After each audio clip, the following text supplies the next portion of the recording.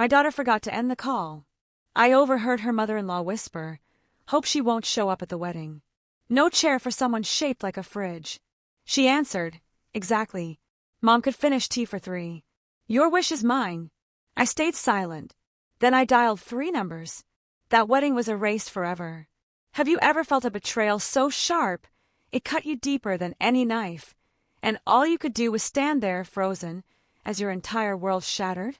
Because that's exactly what happened to me just hours before my daughter's wedding was supposed to happen. And trust me, what I did next shocked everyone. My name is Lela, and the wedding never happened.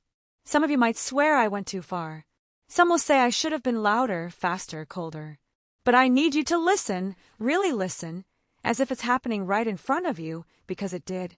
This isn't some screenwriter's fantasy. This is my life, my voice, my body they thought was just space to joke about. It was a normal afternoon. I was in my kitchen, stirring shrimp and grits for a tasting. My daughter's caterer, bless her heart, couldn't season dust. And even though I promised myself not to meddle, old habits, they pull you back. My phone lit up with Mary's name. I answered, heard a clatter, then her voice distant. "Hold on, Ma." And then silence. But the line didn't end. That's when I heard it. A woman's voice. His mother's. Sweet and sharp, like honey poured over a blade. "I hope she's not coming to the wedding.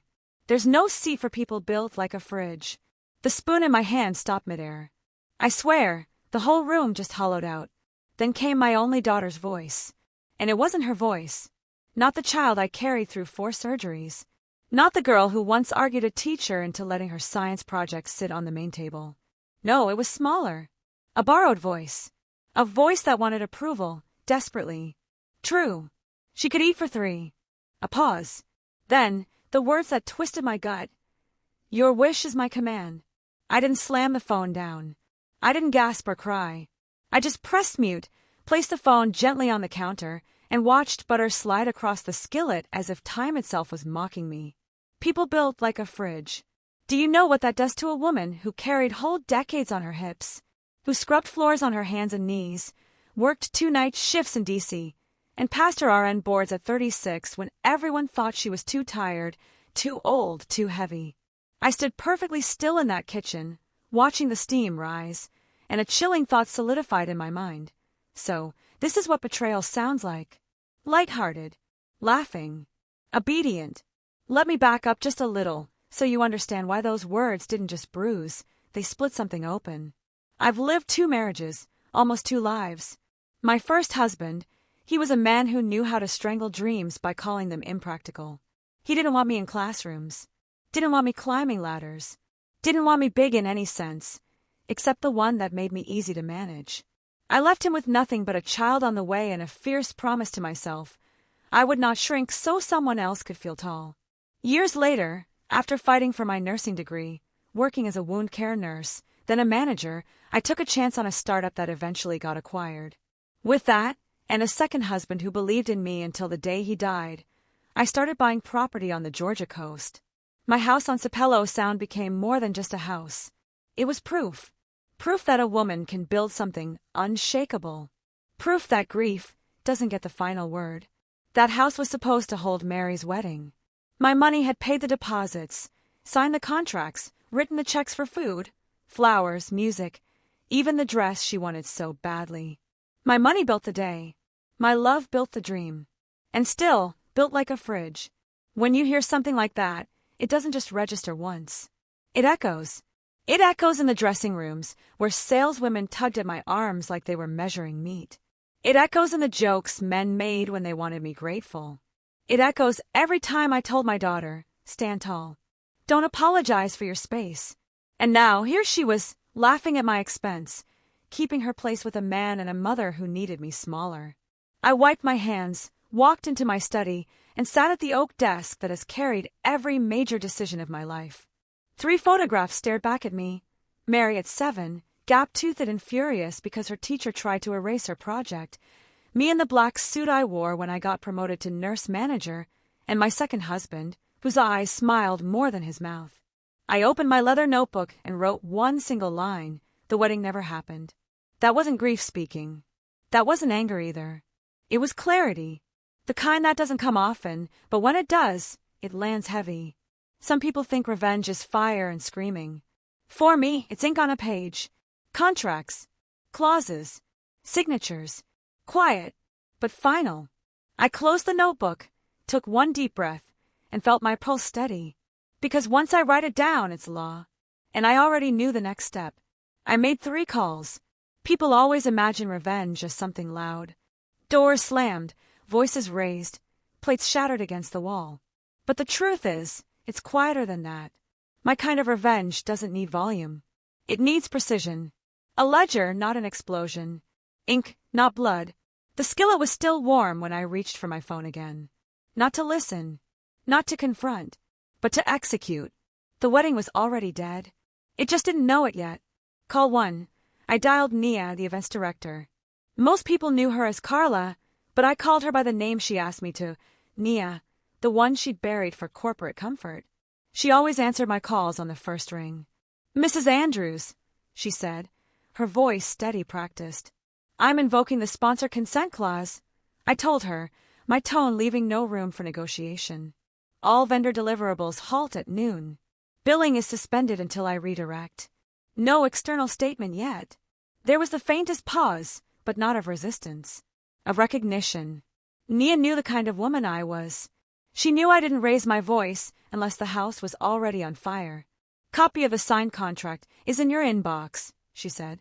I'll enforce immediately. Do you want a hard stop notice sent to the catering team today? Yes. And hold the rentals in storage until I tell you otherwise. I could almost hear her pen moving fast, scratching through the line. Understood. Noon cutoff. No further obligations without your written consent. Good, I said. Thank you, Nia. That call took 3 minutes. 3 minutes to undo 6 months of planning. Paper moves faster than apologies. Call 2. I didn't hesitate before dialing Mr. Baines, my lawyer. A gray man. Exacting. The kind of lawyer who preferred documents over eye contact. Mrs. Andrews, he greeted, his clipped tone the same as always. I need rescissions prepared, I told him. Every gift not yet delivered. Every pending transfer frozen. Every beneficiary designation not filed revoked. Draft the notices now. Send me the list for confirmation. Include vendor sponsorships. Everything with my name attached. I said, my voice steady. And update my living trust to reflect new terms. Effective. Immediately. There was a long breath on the other end. Not judgment, just acknowledgement. Understood.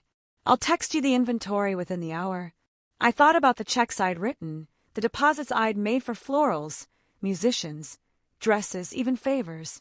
I thought about how much silence those checks had purchased from me. Silence that ended today. Call 3. The last was to the insurer. People think insurance is about death, but it's really about trust. Who you believe won't starve you while you're still breathing. I'd named Mary as primary years ago when my own mother died, and I learned how ugly funerals could get when money was involved. But I couldn't leave that weight with someone who laughed in my body to stay in good standing with people who despised me. The representative's voice was young, polite. I'll need to verify your identity, Mrs. Andrews. Ask me anything, I said. She did. Birth city, high school mascot, first pet. I answered each one without flinching. A turtle, I said. Named Papy. When the last verification cleared, I gave the new name. Primary beneficiary is now my sister, Adan, effective immediately. The representative read it back, her tone neutral. For her, it was paperwork. For me, it was a transfer of power.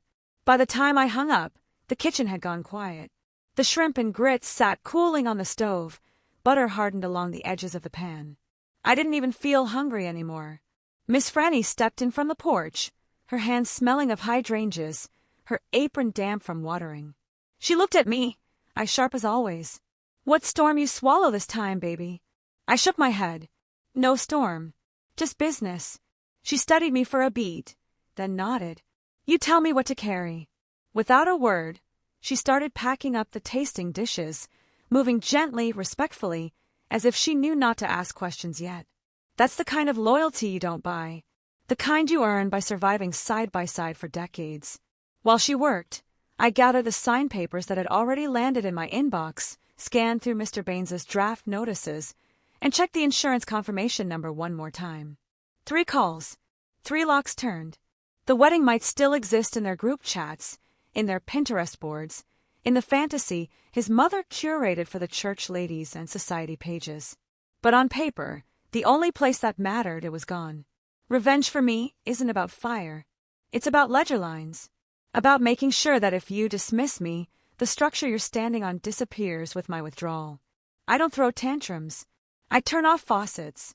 By noon, vendors who had once depended on me for deposits were receiving polite, final notices. By 2, Baines's letters had begun circling in inboxes like vultures, legal teeth gleaming. By 3, Mary no longer held a place in the policy that once guaranteed her safety. She didn't know it yet. None of them did. But the foundation beneath their perfect optics had shifted. Paper moves faster than apologies. People look at a 30-year-old woman in a silk engagement gown and forget the years it took to raise her spine. They forget the bruises of childhood, the quiet lessons folded into late-night talks, the places where laughter covered hunger or cruelty. I don't forget. I can't, because every piece of me the world sees, I had a hand in shaping. I'm not saying I raised her perfectly. No mother can. But I know what I put into her. I remember the science fair, 6th grade. She had built a model of tidal currents, careful as a surgeon, patient as her namesake Miriam, who once parted seas with faith alone. She'd stayed up 3 nights cutting cardboard, gluing sand, pulling thread through blue construction paper to show how water moved. But when the judges came around, they gave the ribbon to a boy whose father had clearly built his volcano for him. When they posted the results, Mary's shoulders slumped so hard her braids nearly touched the table. "Baby, what do you see?" I asked her. "That I lost," she whispered. "No," I said, kneeling down eye level. "You see injustice. Don't ever confuse the two. You can confront injustice, but you never concede to it." That afternoon, we went home, and I showed her how to write a letter. Not a rant, not tears on a page, but a firm account of what she'd built, what she'd learned, and how adults had failed to honor that. We mailed it to the school board. They never replied, but that wasn't the point. The point was that Mary learned silence was not her portion. Years later, in high school, we had those porch talks that mothers and daughters either cherish or survive. The Georgia heat thick around us, cicadas screaming from the trees.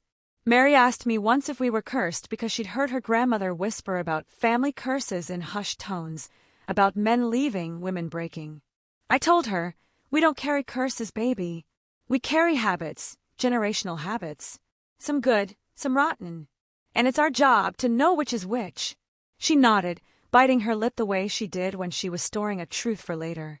I knew she was thinking about my first marriage, then about her stepfather's subtler cruelties.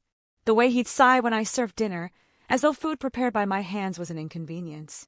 The way he'd stand too long in doorways, so I'd have to shift sideways, shrinking myself to pass.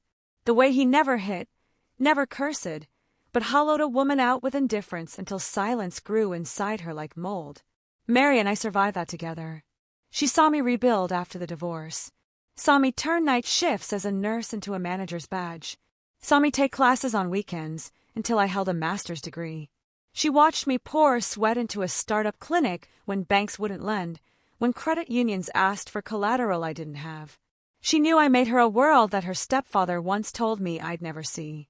So, how could it be that the same girl now rehearsed optics with him? That she sat across from me in my own beach house kitchen, telling me that maybe, for the sake of appearances, I could stand a little further back, speak a little softer, eat a little less. It was in the small corrections, the careful phrases. "Mama, you don't have to sit at the front table. It's about optics."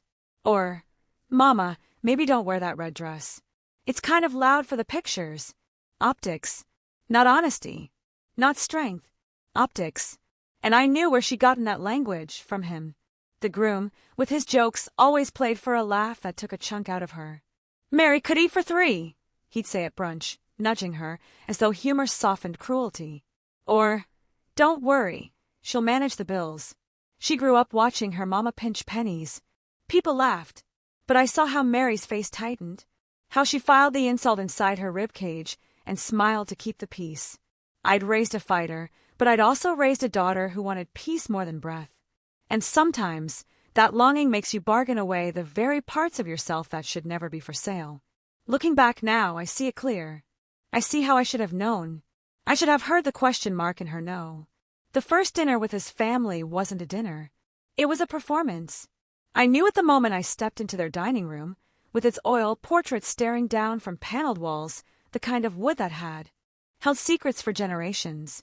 The tables stretched longer than some porches I'd sat on, polished so fine you could see your reflection in the gloss. Crystal gleamed, silverware aligned like soldiers. This wasn't about breaking bread. This was about establishing territory. His mother, Evangeline, though everyone around her called her Mrs. Vaughn as if the title were as permanent as stone, welcomed me with a smile so sweet it could rot your teeth. "Lela, darling, you've worked so hard on the wedding already. You must let us handle the next stretch. It's tradition, you know." The family steps in at the stage. Tradition. I'd heard that word my whole life, usually wielded like a paddle. It meant sit down, hush up, don't question. Tradition wasn't meant to honor people like me. It was meant to keep us in our place. Mary sat beside me. A tense smile plastered across her face. Every time Mrs. Vaughn spoke, she nodded so quickly I worried her neck might snap. I knew that look. It was the same look I wore during my first marriage, when silence was easier than confrontation. The groom, Daniel, chimed in sparingly. His power wasn't loud. It was logistical. "Mama's right," he said between bites of lamb. "It'll be smoother if we take over the last few details. Less stress on you, babe. Think about the optics. You don't want to seem overextended." That word again. Optics. The poison that disguised itself as care. I looked around the table at the siblings and cousins, all nodding in unison, as if they'd practiced this choreography since birth. They weren't talking about details. They were talking about brand management, their brand, their legacy. This wasn't just a wedding. It was a press release with flowers. They asked me questions, all honey-dipped, but sharp at the core. "What line of nursing are you in again?" one cousin inquired, though I knew she'd read the feature article when our wound care startup launched. "It's so inspiring how you ladies build these clinics. But of course, keeping up appearances must be quite the task." Appearances, optics, tradition. Their vocabulary was a cage lined with velvet. Then came the power play. Mrs. Vaughn leaned across the table, rings catching the chandelier light.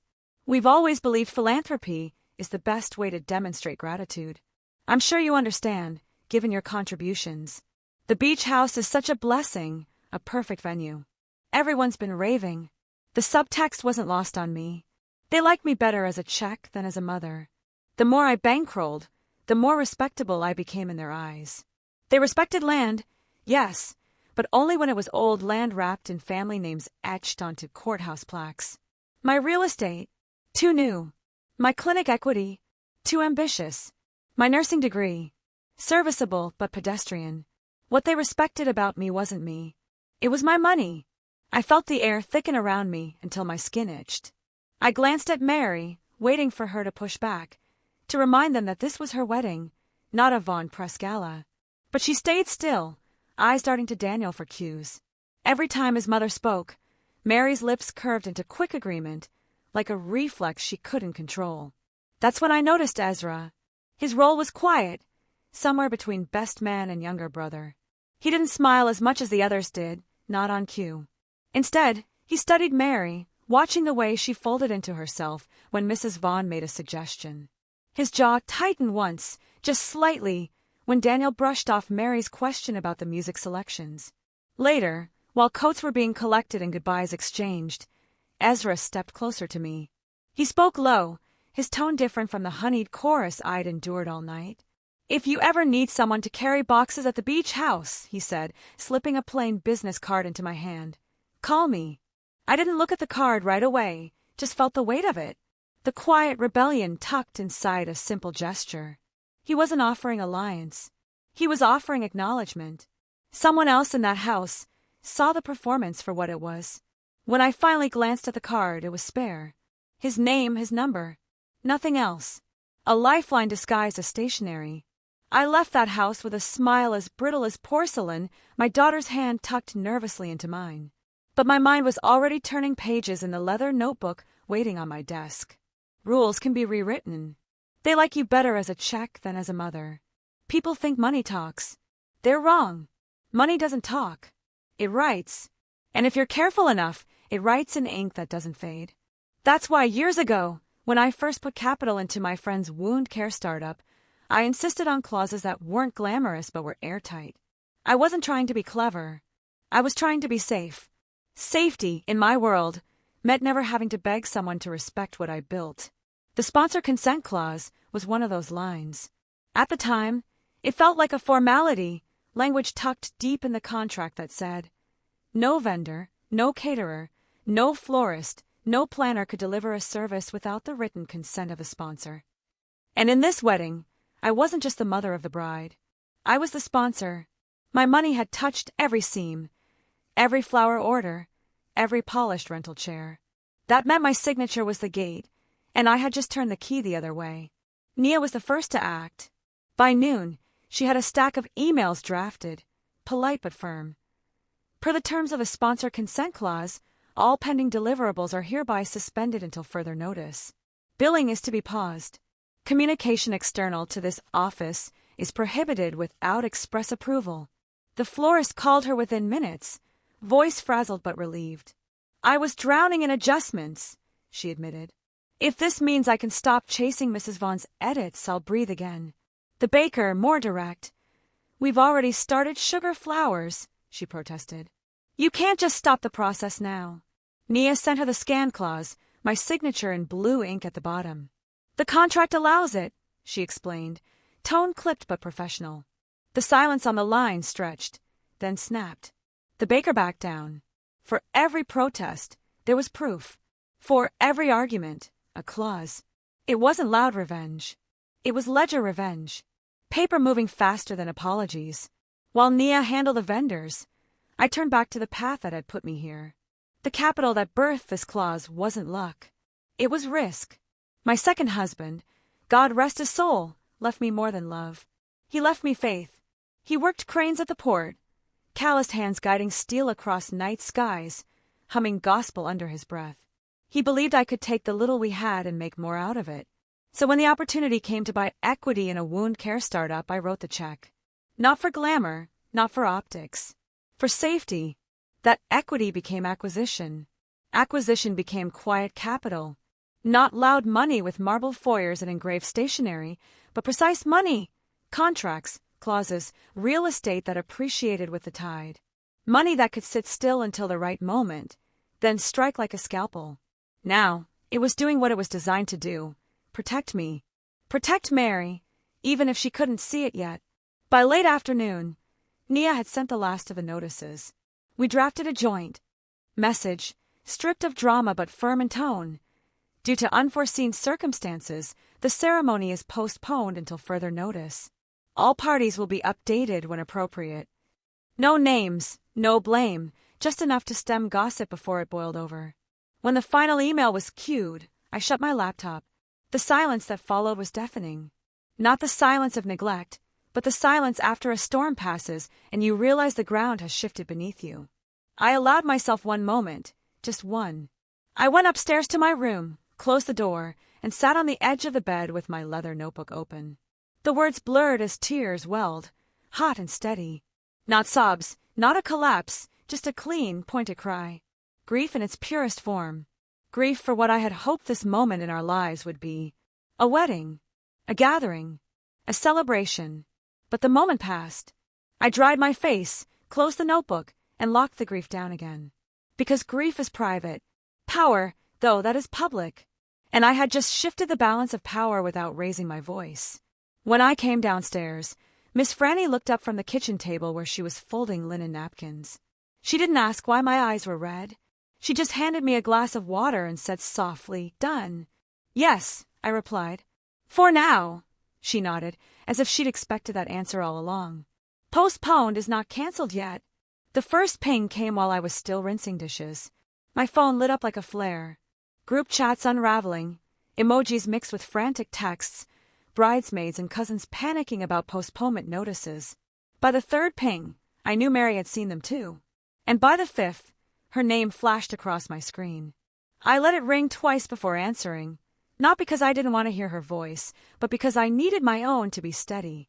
Mom, what did you do? Her tone wasn't soft. It wasn't the daughter I used to coach through math homework or calm after a breakup. It was clipped, high-strung, a tone I recognized from Mrs. Vaughn, an imitation she probably didn't even realize she was practicing. I exercise my rights as a sponsor, I said evenly. The vendors have been notified. Nothing more, nothing less. You can't just... She stopped. I could hear voices in the background. A muffled laugh. A woman's register, deliberate and smooth. The mother-in-law. Mom, they're all saying, you embarrass me. Do you know what this looks like? There it was. Optics again. Always optics. Mary, I said, lowering my own voice. Are you on speaker? Silence stretched. Too long to be innocent. I won't argue in a room where she's listening, I said finally. If you want to talk to me, it will be you and me. No audience. No chorus. Her breath caught, then sharper. You're making this harder than it has to be. I gripped the countertop with one hand, knuckles whitening. I will not sponsor a ceremony where my body is the seat you won't assign, I told her. My words came out steady, but inside they trembled with years of swallowed dignity. You let them laugh at me, Mary. Not strangers. Your future husband. Your future family. And you laughed with them. That's not optics. That's harm. She said nothing. Just shallow breathing on the other end. As though she couldn't decide if she was supposed to defend herself or defend them. And maybe that was the choice she'd been making, in pieces, ever since she said yes to that man. Finally, a sharp click. Call ended. I stood in the kitchen with the phone pressed to my chest, listening to the absence of her voice. The silence was heavier than any insult. Miss Franny peeked in from the porch, drying her hands on her apron. She didn't ask what was said. She knew silence when she heard it. I wanted to crumble. But instead, I went to my desk, opened the leather notebook, and wrote down her words. Not to shame her, not to weaponize them, but to keep a record. Because words fade fastest when they're the ones that wound you. And I wasn't going to let these dissolve. Not 5 minutes later, the phone buzzed again. A text. Ezra. Just checking in. Hope today isn't too heavy. If you need a hand moving boxes or fielding vendors, let me know. It was neutral, almost bland, like he'd written it with one eye over his shoulder. But the simplicity struck me harder than I expected. A man from that house, even distantly, acknowledging the weight without asking me to shrink under it. I didn't reply. Couldn't, because any answer, thanks, maybe, even silence with dots typing, might spiral into something I wasn't ready to hold. Instead, I set the phone face down. The sound of the ocean through the cracked window filled the room, steady and indifferent. The tide always came back, whether people honored it or not. That night, lying in bed, I thought of Mary as a little girl at her science fair. She'd built that project on renewable energy, cardboard solar panels that lit a tiny bulb. She didn't win, not because her work wasn't good, but because another student's father chaired the committee. I remembered kneeling beside her afterward, telling her not to concede to unfairness, not to shrink for the comfort of others. Now here we were, years later, and I was watching her concede to jokes, to optics, to tradition. And for the first time, I realized the lesson hadn't stuck. Maybe because she'd seen me concede once, too. Back when I stayed, she'd inherited both sides of me, the fighter and the quiet sufferer. And in this moment, I didn't know which one would win. But I knew one thing, they would try to fix me instead of fixing the harm. And I was no longer a woman who could be fixed. It's strange the way discovery doesn't always arrive as lightning. Sometimes it's just a drip you've been ignoring until the floor gives way beneath your feet. Looking back, the signs had been tapping at me for months. Mary used to be a storyteller. She'd call me about a patient she met during her residency rotation, or a recipe she tried that turned into a disaster, or the funny thing a cab driver said on the way home. She had that childlike lilt in her voice, the one that made everything sound like it could turn into an adventure. But somewhere between the engagement dinner and the save-the-date cards, her stories thinned out. Calls became shorter. Fittings happened without me. When I asked how it went, she'd give me the 2-word version, "It's fine." It wasn't fine. I should have paid attention when she let his mother dictate the guest list. Whole rows of my life erased with a single wave of optics. My church sisters, the ones who carried us through the lean years, didn't make the cut. The cousins who came every summer to eat watermelon on my porch were labeled too country. I swallowed it, telling myself that it wasn't worth a fight. I thought I was choosing peace. What I didn't realize was that every concession was a brick in a wall that kept me out. And then there were his jokes. He thought himself charming, quick with a smile and quicker with sarcasm. The first time he laughed about my dress size, "You've got hips for days," he'd said, arm around Mary. "Must run in the family." He brushed it off with a wink, like I was supposed to take it as flattery. Mary smiled nervously, the way a woman does when she knows disagreeing will cost her something invisible. The second time, it was at a barbecue. He made a crack about me needing an extra folding chair. Everyone laughed. I laughed too, because silence would have been too heavy. But inside, I felt something die. He always ended with "all in love," as if cruelty could be baptized by those 3 words.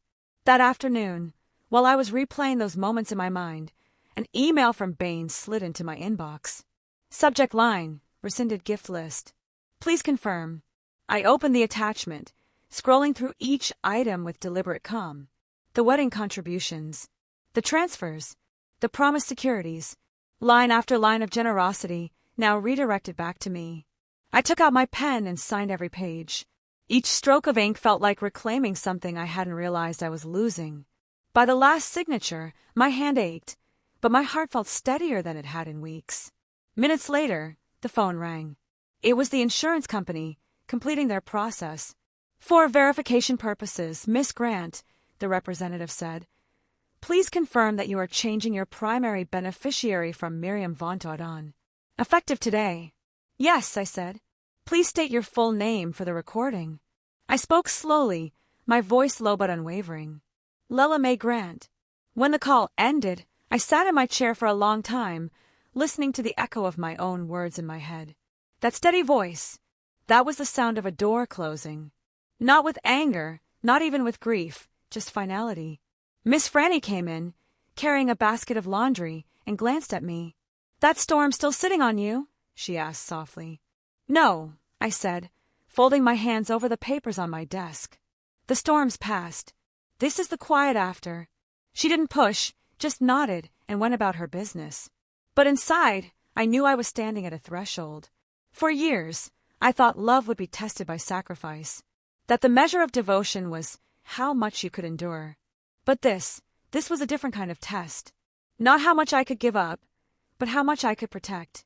How much of myself I was willing to guard, even if it meant guarding it from my own child. The discovery wasn't just that my daughter had laughed at me.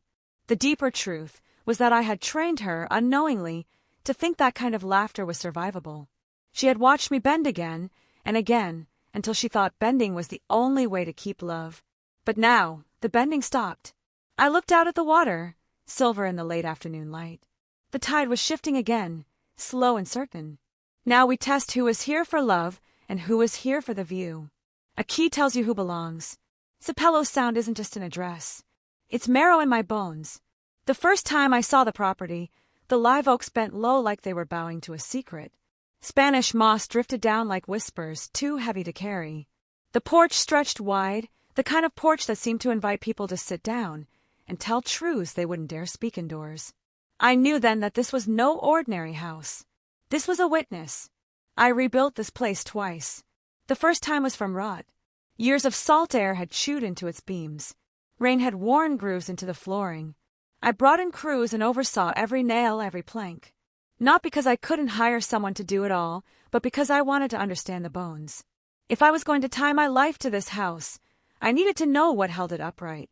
The second time, I rebuilt it from grief. My late husband, Rafford, was a port crane electrician. Nights spent high above the Savannah River, his hands gripping steel, his eyes on cargo that never stopped moving. He was a man of quiet faith, hummed low gospel songs like they were prayers meant only for God's ear. He loved me because I was restless, because I looked at risk like a challenge instead of a warning. And when he died, the silence in this house was so thick I thought it might choke me. I painted walls. I sanded floors. I filled the kitchen with smells that would have made him smile. Red beans simmering, cornbread baking. I lit candles, not because they could drive out grief, but because they reminded me I was still here, still burning. That's when this house became more than a structure. It became proof that I could lose everything and still rise. So, when the storm of this wedding betrayal began to rage, Sapelo Sound was the only place that made sense to anchor myself. The first call I made that morning was to the gatehouse. Change the codes, I told them. No one enters without my clearance. Vendors, deliveries, family. If they don't have my explicit approval, turn them away. Yes, Miss Grant, the guard said. No hesitation. That's the comfort of long relationships. You don't have to explain the weight of your words. The second call was to Nia. Hold all deliveries. Store them off-site until further notice. Done, she said. Efficient as ever. Do you want me to draft a vendor memo? Yes. Simple language. Pending resolution. No access to the property until cleared by me personally. She hesitated, then added, That will ruffle feathers. Good, I replied. Let them feel what boundaries taste like. By noon, trucks had been rerouted to a warehouse 3 towns over. Chairs, floral arrangements, table linens, all the ornaments of a celebration kept at arm's length. If the groom's family drove down expecting to see a festival, all they'd meet was a locked gate and the sound of waves hitting the marsh. Standing on the porch, I felt the old boards hum beneath my feet, steady and forgiving. The house seemed to understand what I was doing. It had seen me break before. It knew I was not breaking now. This wasn't pettiness. This was preservation. Too often, women are told that love means leaving the doors wide open, letting anyone and anything trample through. But love can also mean closing the gate, changing the lock, rewriting the codes, saying, Only those who honor me get to enter. The sun dropped low, turning the water copper. I leaned against the railing, tracing the horizon. Somewhere beyond that line, ships moved under Rafford's cranes, cargo stacked like puzzles. He used to tell me, every container's got a story. You just can't see it from the dock. Maybe that's what this moment was. A container, heavy, sealed, carrying pain and dignity in equal measure. I couldn't see all it held yet, but I knew it belonged to me. The beach house, the gates, the codes, none of it was about shutting my daughter out forever. It was about drawing a line in the evening light. With the house breathing quietly around me, I knew the truth. Belonging isn't claimed by blood or vows. It's proven by who you trust with your keys. Love that depends on my silence isn't love. It's rent. The restaurant was chosen with care.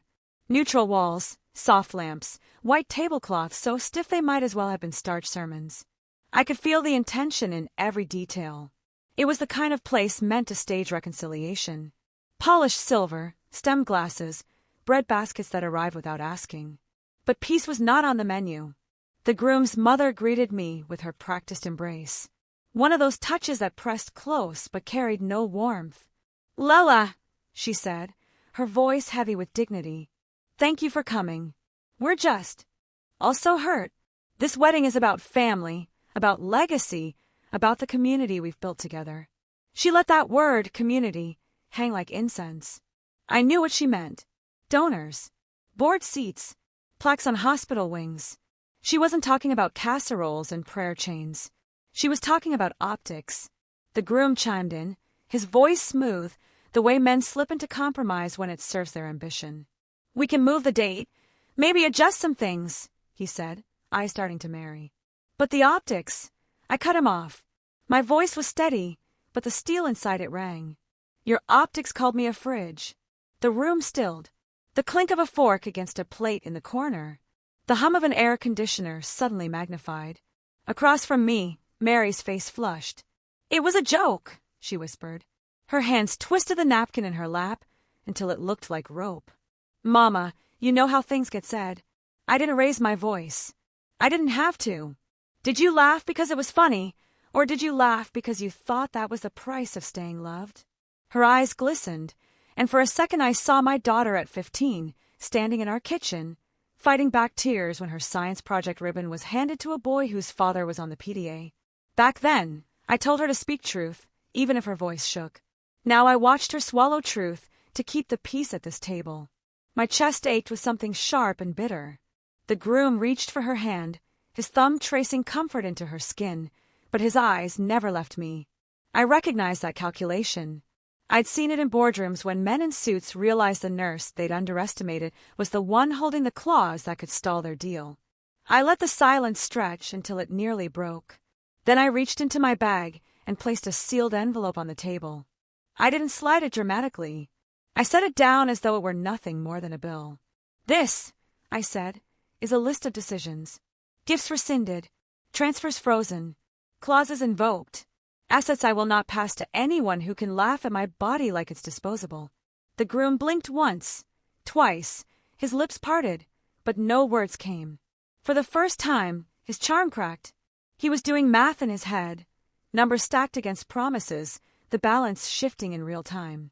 Mary whispered, "Mama, please." Her voice broke. I turned to her, softer now but unyielding. "I gave you life, Mary. I gave you every tool to stand in your own. But I will not fund a union that demands my silence as tribute." Across the table, his mother smiled, the kind of smile polished in mirrors, but fury leaked through her eyes, sharp and unblinking. "You'd sabotage your daughter's future over one misunderstanding?" she asked. Her tone dipped in honey, but barbed underneath. I folded my napkin neatly, placed it on the table, and stood. "No," I said. "I'm saving her from mistaking humiliation for home." For a moment, nobody moved. Mary stared at her lap, her shoulders caving inward. The groom sat rigid, his fingers still tangled with hers, but his gaze locked on the envelope like it might catch fire. His mother's smile stretched thinner and thinner until it looked less like charm and more like a mask cracking at the edges. I left them there, seated in their performance. While I walked out into the humid night, my heart pounded, but my steps were sure. Some choices tear, but they tear clean. As the valet pulled my car around, I thought about how many women before me had been silenced in moments like that. How many had paid rent to keep peace in houses that cost them their dignity. I would not be one of them. They brought work to my doorstep, so we bring light to theirs. Aiden's kitchen always smelled like history. Tomatoes stewing low on the back burner, cornbread crisping in a cast-iron skillet seasoned by 4 decades of hands. The counter was scattered with bowls of okra, diced onions, and peppers. I slipped off my shoes and leaned against the doorframe, letting the warmth of the room swallow the cold that had followed me since that restaurant meeting. "Wash your hands," she said without looking up, her knife moving through a tomato with the ease of long practice. "You look like you need feeding." Adon and I were only 18 months apart. 2 girls raised in a house where every trip to the department store meant our mother being sized up before she even reached the counter. Clerks would glance at her body, at ours, and decide what kind of service we deserved. We learned early how to make space in rooms that didn't want us. That memory hung in the air as thick as the scent of frying cornbread. I rolled up my sleeves and reached for the okra. "They've been measuring me my whole life," I said. "Now they're trying to measure my daughter, too. And she's shrinking to fit." Adon shot me a look, her eyes sharp but full of knowing. "She's grown, Lela. You can't keep her from folding herself small if she thinks that's love. All you can do is stay your size. Stay visible. Show her. There's another way." The words cut, not because they were harsh, but because they were true. I stirred the pot she'd set in front of me, the bubbling stew releasing steam that fogged my glasses for a moment. The hiss and crackle of food cooking was the only sound between us. Then I said it, the fear I hadn't given voice to. If I hold this line, I could lose her.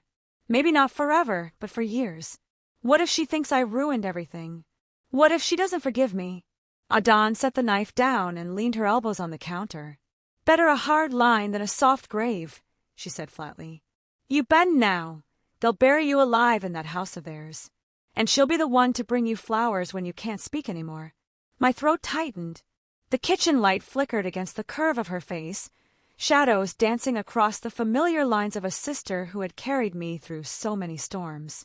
I thought of nights after my first marriage ended when she slipped casseroles into my fridge so I wouldn't have to cook for Mary after 12-hour shifts.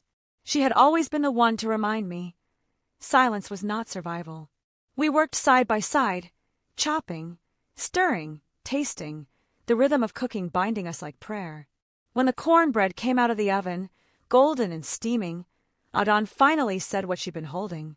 "You should know something," she began carefully. "Someone from his people called my job, said they were checking references on you, asking about the clinic, the startup, your credentials. As if they could smear you through me. I froze, the spoon heavy in my hand. They dragged you into this. Her mouth quirked into a humorless smile. They think intimidation runs in every direction. But I've been a black woman in corporate healthcare for 25 years. A phone call from some country club matron doesn't scare me. It just tells me they're desperate. He'd flooded my chest. Not just anger, but something colder, sharper. Retaliation wrapped in civility. They couldn't bully me directly, so they'd aimed for the next branch in the tree. I set the spoon down, wiped my hands, and faced her. Then they've made a mistake. They think this is about me being difficult, but if they want to bring work to your doorstep, we'll bring light to theirs. Facts. Receipts. No slander. Just the truth they can't outrun. Ada nodded as if she'd been waiting for me to land there. Good. Because light is harder to fight than noise. We sat down at the small wooden table, the bowl steaming between us, cornbread sliced thick and butter melting into every cut. For a moment, we were just sisters again, eating late at night, sharing food in silence. But under the quiet, my resolve hardened. If they thought humiliation could corner me, they hadn't calculated for the kind of lineage I came from. My mother taught us how to survive being sized up. Adan reminded me how to fight without lowering myself. And I had learned, over and over, how to rebuild from nothing but ashes. This wasn't just about one wedding. This was about refusing to let anyone measure the worth of a woman by how small. Blow for blow. Noise was their weapon. Light was mine. I sat at the wide oak desk in the study of the beach house. Paper stacked in neat piles. The leather notebook opened like a ledger of war. I didn't scribble names or slurs. I wrote tasks, steps, facts. Revenge wasn't fire. It was ink drying on paper until it became law. Baines, my lawyer, had called that morning. If they're meddling with reputations, you can respond without playing in the mud. You remember that prenuptial draft you offered to cover? The one her fiancé's mother dismissed as unromantic? He'd asked. Request the disclosures anyway. With Mary as the intended signatory, you're within your rights to pay for independent counsel. No strings attached. The word slid into me like a needle drawing clean blood. Proof, not rumor. Transparency, not tantrum. If Mary was going to tie herself to that man, she deserved to see the ropes in daylight. I funded the retainer for a separate attorney, one with no ties to Baines, no ties to me. The instructions were clear. Lay out the protections line by line and require disclosures of all assets, debts, obligations. Put it in writing what love would mean when translated into contracts. That was how I moved. No tantrum, no screaming scene in a restaurant, just paper and law. Later that afternoon, as I reviewed forms for the wound care startup's next expansion, my phone buzzed with an unfamiliar number.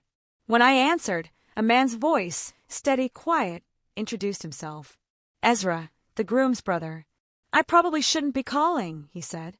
The hesitation thickened his throat. But I think you should see something. My stomach tightened. Say it plainly. He exhaled. Your daughter doesn't see the full picture. None of us do. But I've watched my mother, the way she talks when she thinks no one's listening. I'm not brave most days, but I can forward you an email. You'll understand. Moments later, the message arrived. I clicked it open, my pulse beating in my ears. It was from the groom's mother to a committee colleague, discussing me like an agenda item. Lela is useful until she learns her place. We need her money, not her presence. Once the wedding is done, she can fade to the margins. I stared at the words, my mouth dry. Useful. Place. Fade. They'd taken the language of plantation porches and lacquered it with donor smiles. I didn't cry. I didn't rage. I printed the email, slid it into a plain envelope, and tucked it inside my notebook. Proof belonged in ink, not on screens that could vanish. That evening, Mary came by, tension bristling off her like static. She stood in the doorway of the study, arms crossed. Vendors keep asking questions. People think I canceled the wedding myself. Do you know what kind of pressure that puts me under? I closed the ledger, kept my voice even. I know exactly the pressure. That's why I've given you something no one else will. A clear view. I paid for a prenup attorney. Independent. No strings. Just facts on paper. If this man is your forever, he should have no fear of honesty. Her face shifted, anger flickering with something softer, maybe confusion. A prenup? That's not romantic. No, I said quietly. It's not. It's responsible. Love that can't survive disclosure isn't love. It's a performance. She looked away, chewing her lip. I slid the printed email across the desk without comment. Her hand hesitated before picking it up. She read, eyes moving line by line until her breath hitched. When she finally looked at me, her face was pale, lips trembling. She really said this? I didn't nod. I didn't gloat. I let the silence sit heavy between us, because silence is different when it belongs to truth. She placed the paper back on the desk, hands shaking, and for the first time, I saw a crack in the wall she'd been building around herself. I didn't push her. I didn't beg. I simply said, now you know. The rest was hers to carry. The day they were supposed to rehearse, the beach should have been marked by chairs and rows, ribbons flapping in the ocean breeze, a line of cousins practicing how not to trip on sand. Instead, the shore was bare, just tide lines and gulls. The clauses had worked exactly as intended. Without the venue secured, without signed access to photography rights, the vendors scattered like startled fish. The florist sent an apologetic text. No alternate delivery on unpaid rush notice. The caterer, more blunt. We don't move kitchens on whims. Even the photographer, who had once gushed about timeless seaside candid shots, refused to pivot to the country club, where the groom's mother tried to relocate. Without the beach, her plan was reduced to empty promises and silence. From the porch of my house, I watched black SUVs idle at the edge of the blocked road. Mothers and aunts leaned against car doors, their satin rehearsal outfits catching the sun as they argued into phones. I didn't step off my property. I didn't need to. The storm was happening without me lifting a hand. That was when I saw her. Mary. She was alone, walking slowly up the drive, the hem of her dress brushing her calves. Her shoulders slumped in a way I hadn't seen since she was 12. She paused at the gate, fingers resting on the latch. For a long moment, she just stood there, as if asking permission without words. I opened it for her. No grand embrace, no lecture, just the sound of the latch clicking open, the gate swinging back. She stepped inside, and I could feel the weight she carried pressing against the air. We didn't sit in the formal chairs or at the dining table. We walked the porch edge instead. Side by side, our feet almost in rhythm with the tide beyond the dunes. The boards creaked beneath us, carrying every word that hadn't yet been spoken. I didn't know where else to go, she whispered. You came here, I said simply. Her hands twisted the fabric of her dress. I'd been shrinking, cutting off parts of myself just to fit. Every time his mother said something, I swallowed it. That joke about the refrigerator. I laughed because I thought if I didn't, she'd turn off the faucet. I thought if I made myself small enough, maybe I could keep the peace. Her voice cracked on peace, and it sounded more like surrender. I stopped walking, turned to her. The wind pulled at her hair, and I brushed a strand from her cheek like I used to when she was little. Baby, I said, my throat tightening. I am the well. No one else controls the water. Not her, not her son, not their country club dreams. You don't have to ration yourself to survive. Her eyes flooded, tears sliding fast and unguarded down her face. She covered her mouth with both hands, as if the truth was too heavy to speak aloud. I wanted this to be beautiful, she said finally, but I didn't want to disappear inside it. I kept telling myself I could handle her, that it was just temporary, but it hasn't even started, and already I feel erased. The ocean roared behind us, a sound older than all our arguments, steady and endless. I let it fill the silence. Then don't erase yourself, I told her. There's still time to choose. Her breath shook, and for a moment, she leaned into me like she used to when the world was too big. The rehearsal was supposed to map out her steps for tomorrow. Instead, she was here, letting me see the unedited truth. I didn't promise to fix it. I didn't threaten to fight for her. I just stood there, a presence solid enough to remind her she didn't have to shrink to be loved. When she finally pulled back, her eyes were steady. Not resolved, not free, but no longer drowning. I touched her hand, squeezed once. If you say go, I will make it easy to leave. She didn't answer right away, but she didn't let go either. The intercom buzzed just as dusk settled over Sapelo Sound. The porch lamps flickered to life. Mary and I were still on the porch, our silence fragile but alive, when the sharp crackle of the speaker cut through it. "Open the gate!" her future mother-in-law's voice demanded. Syrup and vinegar mixed in equal measure. "We need to clear this misunderstanding before it becomes public." I didn't move. My thumb hovered over the control, but instead of pressing, I switched the panel to record. Evidence wasn't just paper. Sometimes it was tone. Mary stiffened beside me. The groom's voice followed, lower, coaxing. "Mary, babe, you're overreacting, this whole thing. My mom's just trying to help. Don't let your mother's dramatics blow this out of proportion." There it was. The word dramatic. A blade slipped between ribs, dressed as reason. Mary's breath caught. She had heard fragments before, diluted through me, softened in group texts. But here, unvarnished and amplified through the intercom, the mask slipped. I didn't respond right away. I wanted her to have the silence to register it for herself. When I did speak, my voice was steady. "You're not invited past this gate. Any further demands will be documented. Do you know what this will do to your reputation?" Her mother-in-law snapped. "People will talk. Foundations will pull back. You'll be the woman who ruined her daughter's future because you couldn't stay in your lane." "Documented," I repeated and pressed the intercom off. Mary's hand trembled on the railing. She didn't look at me. She stared at the gate as if it were both barricade and mirror. Slowly, she stepped back into the house, her movements deliberate, like each one was a choice she was reclaiming.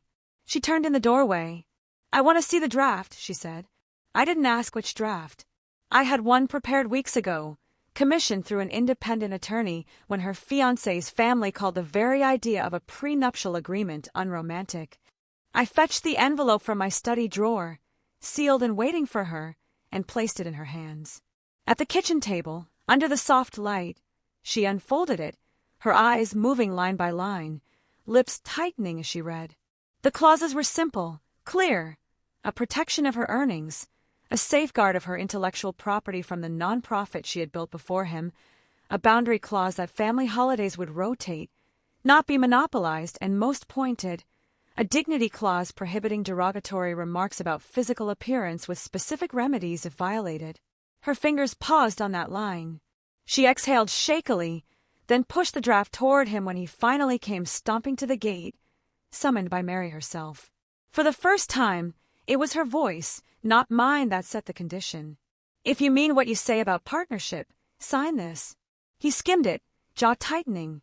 "This is insulting. Marriage isn't supposed to be a contract. It's about love, about trust. If you need this," he tapped the paper like it was filth, "then you don't really trust me." Mary didn't flinch. "Trust isn't asking me to disappear. Trust is protecting each other's dignity. If you can't sign this, then what you're asking me to sign with my life is worse." His mother hissed something behind him, a whisper too low for the intercom's mic, but sharp enough that his face twisted with it. He shoved the papers back toward her. "I won't. This is a setup. My family doesn't work like this." Mary folded the papers calmly, as though filing a verdict. Her voice was softer than his, but it cut deeper. "Then maybe I don't either." The porch air was still. The ocean beyond us carried on, indifferent and eternal. I watched her shoulders square, her hands steady. Some choices announced themselves with shouting and slammed doors, but others, the kind that changed everything, arrived quiet, almost tender. As she set the unsigned contract back in its envelope, I thought, some doors closed without slamming.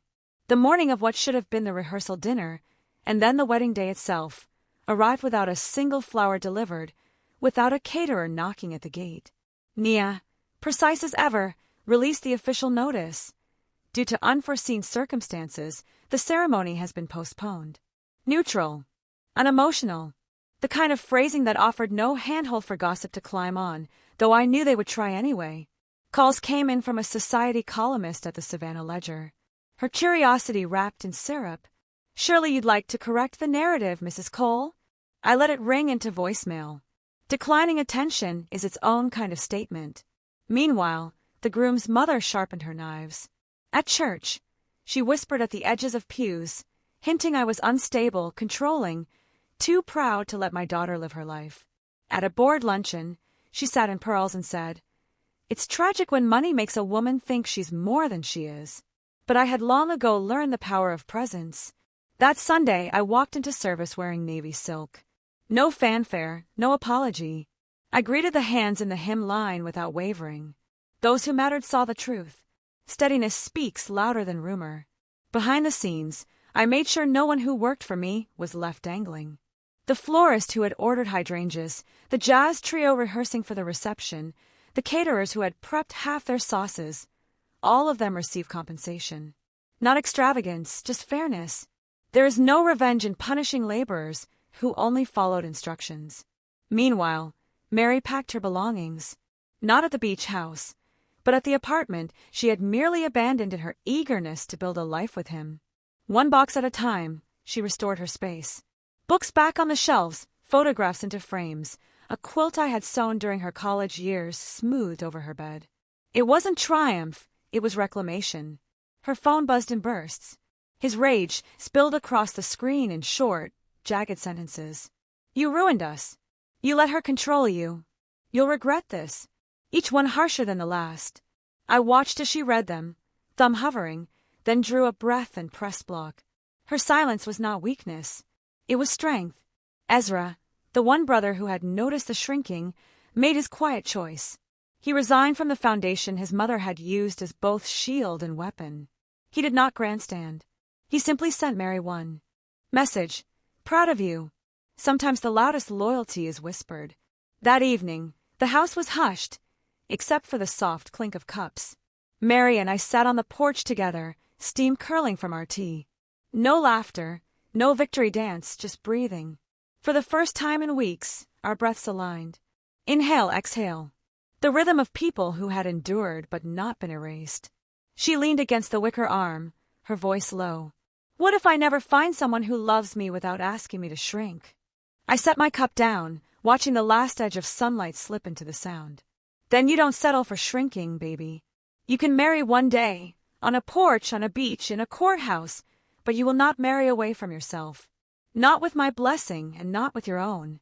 She nodded, eyes bright, not with tears, but with something closer to recognition. The night settled around us. The crickets sang. For once, there was no plan scribbled in my leather notebook, no clause to invoke, no vendor to contact, just stillness. Just my daughter beside me, not as a child clinging for approval, nor as a woman contorting for someone else's comfort, but as herself. And in that stillness, I almost believed the storm had passed. But the past has a way of tapping gently at closed doors, waiting for a chance to slip back in. The past knocked again, asking to be let out. Some endings arrive like storms, thunder and lightning and debris in their wake. But this one arrived like paperwork. Pages, signatures, clauses written not in anger but in clarity. That was how I knew it was final. The week after what was supposed to be her wedding, I met with Baines again. We went line by line through my living trust, revising what I had once carved out in fury. Mary's name, once stripped clean from the document, returned, not as a primary, not even a sole heir, but as contingent. I attached a letter of wishes, folded and notarized, not punishment but promise. It read, "I choose you when you choose yourself." But I didn't stop with family. I thought about the nights I had worked back-to-back shifts as an RN, caring for patients while raising Mary with only my paycheck to stretch. I thought about the young nurses I had mentored, the ones caring for parents or children while chasing degrees. With quiet precision, I drafted the papers to establish a scholarship restricted to nursing students who were also caregivers. Its inscription, "For the ones who keep receipts." Mary, too, began her own revisions. She booked a therapy appointment, the first in her adult life. She told me over tea, cheeks flushed with something between pride and shame. "I should have done this years ago," she admitted. I told her therapy wasn't late. It was a door you open when you're ready. There was also a job lead I had kept tucked away. A fellowship in health policy connected to a colleague at the startup. I hadn't shared it before because I needed her to stand without me before I offered a hand. Now I slid the listing across the table. Her eyes lit up, not with dependency, but with choice. Within days, she submitted her application, not as someone's fiancé, but as herself. The circle widened again. My church sisters, The women who had been crossed off the guest list in the name of optics welcomed her back with open arms. They sat her down in the fellowship hall, pressed pound cake into her hands, and prayed over her, not in pity, but in solidarity. She laughed with them, a sound I hadn't heard ring clear in months. Even the groom's family had their closing act. A thick white envelope arrived one morning, bearing the letterhead of a law office downtown. The tone was polished, legalistic, a request for amicable resolution to avoid further reputational misunderstandings. I did not rage. I did not gloat. I replied with 2 pages. One, a boundary statement, formal and final. The other, an invoice for misdirected vendor costs caused by their interference, delivery redirections, cancellation fees, additional hours billed by NIA for crisis management. The total was not astronomical, but it was exact. Weeks later, the payment cleared. No apology, no note, just funds transferred quietly like tribute. I marked the ledger line, closed the file, and never mentioned it again. Some victories live best in silence. By the time spring softened into summer, the beach house felt like itself again. The live oaks cast their shadows across the porch. Cicadas hummed in the trees, and the river tides carried secrets away with each swell. At 5 o'clock sharp one evening, I stood on the porch as the sun slipped low, spilling gold across the boards. The light hit just right, bathing the house in warmth. It felt like a benediction. My voice in that moment wasn't loud, but it was true. I didn't end a wedding, I said softly, watching the sound shimmer. I ended a habit. The habit of silence. The habit of shrinking. The habit of mistaking money for gratitude and cruelty for tradition. I thought of the words that had sparked this fire, that there was no seat for me, that my body was too large, my presence too much. And I looked around at the house, rebuilt twice, once from rot, once from grief. Now it stood whole, filled with light, doors locked to harm, but open to love. People said there was no seat for me. Now, the whole house sits different. So, I have to ask you, what would you have done? Have you ever had to choose between your dignity and someone else's comfort, especially when it was someone you loved? Let me know in the comments below, because I truly want to hear what you think.